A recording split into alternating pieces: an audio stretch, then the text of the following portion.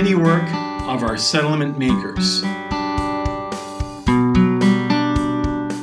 Once it was evident that people from the territory of Minnesota, the out east states, and from Europe wanted to start life anew in Mankato, the core group of settlement leaders found surveyors to plot out Mankato's system of settlement blocks. It is the city blocks upon which the community was built and grew. The blocks looked squared, but they were imperfect squares, roughly 110 yards by 112 yards, with alleyways dividing each block into two parts. Each block was assigned a number. Streets were named in the block system, and many of the street names are still in place today. This way of mapping things out began in 1852, 1 year after the Traverse des Sioux Treaty, more than 10 years before the Dakota men hangings. Here is where the 38 Sioux Indian markers sat.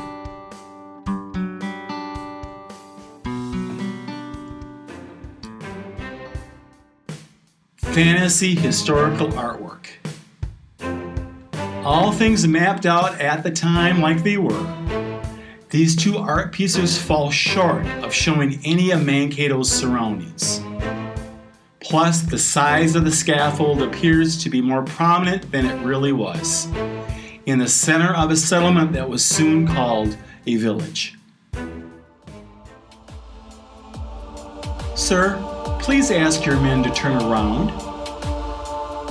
Another thing unusual about the artwork, with which many of us are familiar, is that the soldiers and cavalrymen are facing the wrong way.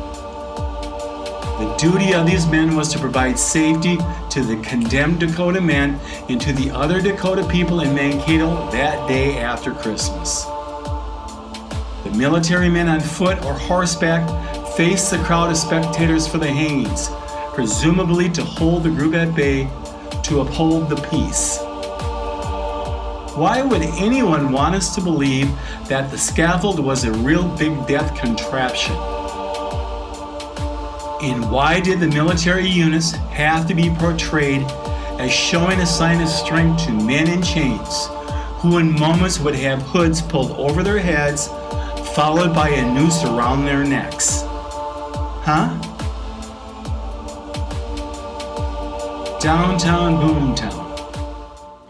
This 1884 painting, 12 years after the fact, pushes prejudices to the extremes, but it reveals Mankato's past to us. This is the face of Block 15 looking northward. This is where Main Street ended, merging onto Front Street. From Front Street to the river's edge was the river levee. Further north, off of the painting, was the river levee landing for river boats. Then off the side here was Block 5, where warehouses were erected to hold goods and products delivered to Mankato by the river boats. On Block 15, there were businesses: the building frame store, the log store, the leach stone building, and a carpenter shop. And we know there was at least a boarding house and saloons up Main Street. Mankato was booming. So, what's next? Let's go uptown. 10 o'clock a.m., Friday, December 26th, 1862.